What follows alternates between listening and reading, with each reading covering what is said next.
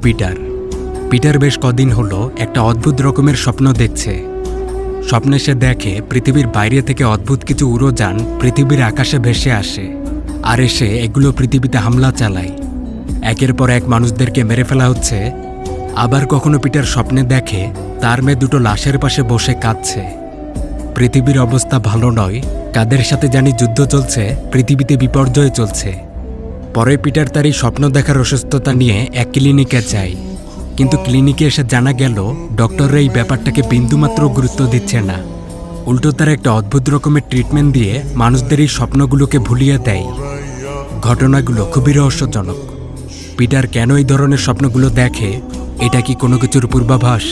ভবিষ্যতের কি কোনো এলিয়েন হামলার পূর্বাভাস দেওয়া হচ্ছে?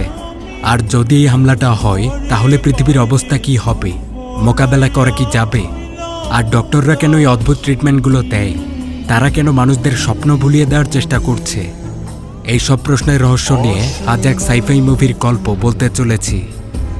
Hi guys, this is Afnan from Afnan cottage. সময়টা তখন সম্ভবত 2040 থেকে 2050-এর মাঝামাঝি, অর্থাৎ এটা ভবিষ্যৎ সময়ের গল্প। গল্পের শুরুতে আমরা এই পিটার লোকটার কিছু কথা শুনতে পাই। সে আমাদেরকে তার সম্পর্কে এবং ভবিষ্যতের এই পৃথিবী সম্পর্কে কিছু কথা বলছিল। সে বলে যে সময়ের সাথে সাথে পৃথিবী বদলে চলেছে, আর তারা এখন যে সময়টাতে বসবাস করছে সে সময়টা এখন বিজ্ঞানের কল্যাণে অনেক উন্নত। তারা সবাই এখন রুটিন করে যার যার কাজে ব্যস্ত থাকে।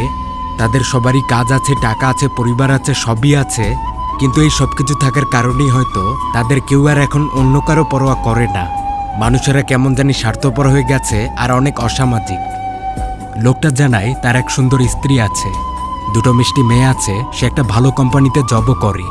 সবকিছু এখানে শান্তিপূর্ণ, কিন্তু তার কেন জানি মনে হয় এই শান্তিপূর্ণ পৃথিবীর আড়ালে অনেক বড় রহস্য লুকিয়ে আছে। পিটার এতক্ষণ যা বলছিল তা আসলে সত্যিই বলেছে, কারণ এখানে চারদিক তাকালেই বোঝা যায় কেউ কারো পরোয়া করছে না, সবাই শুধু যার যার কাজে ব্যস্ত।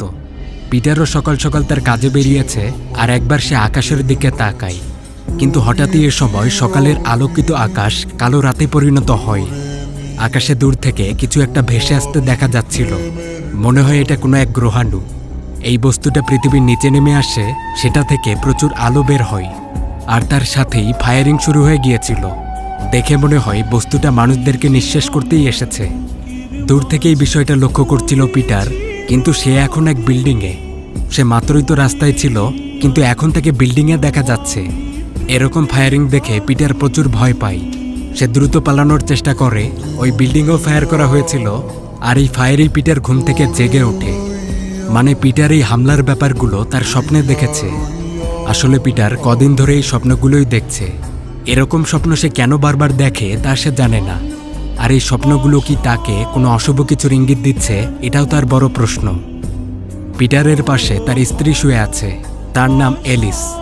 এলিস এখানে বলে পিটারকে ডক্টর দেখানো উচিত, এভাবে রাতে বারবার ঘুম নষ্ট হলে পরে বড় সমস্যা হতে পারে। অ্যালিস জানায় তাদের পাশের বাসার মহিলাও রাতে ঠিকমতো ঘুমাতে পারতেন না। তিনিও এরকম কিছু স্বপ্ন দেখে অসুস্থ হয়ে যান। ঘুমের অভাবে সে প্রায় পাগল হয়ে গিয়েছিলেন, এবং একটা সময় সে তার স্বপ্নের ঘোরে তার স্বামীকে ফ্ল্যাটের জানালা থেকে পর্যন্ত ফেলে দেয়। এই ব্যাপারটা জেনে পিটার বেশ ঘাবড়ে উঠেছিল।